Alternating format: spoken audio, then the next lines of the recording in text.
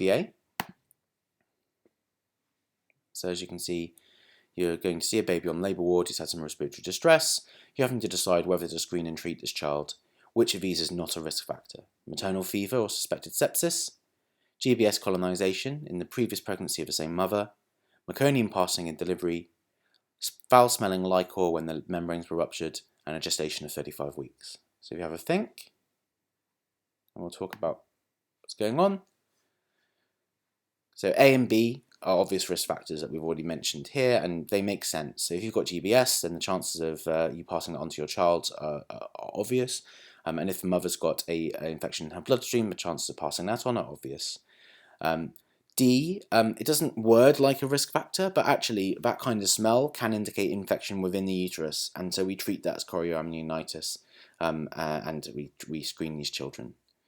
E is less than 37 weeks. We know that they're more susceptible to infections, so that is a risk factor. So C isn't.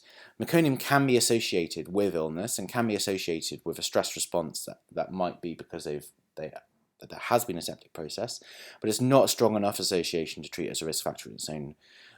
It is associated with meconium aspiration syndrome, so you should keep observing these babies, certainly for the first 12 hours of life, but it's not a reason to start antibiotics, and it's not a reason to push you towards antibiotics.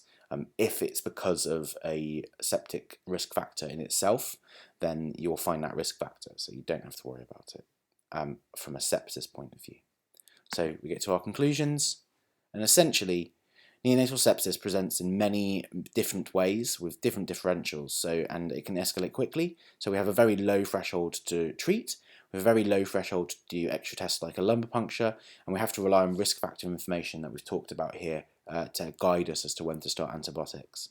And the treatment is very, very quickly getting your bloods and culture to help you work out when you can stop the treatment, to LP, and to start on IV antibiotics that cover the common pathogens. So essentially, in the first few days of life, aiming at group B strep.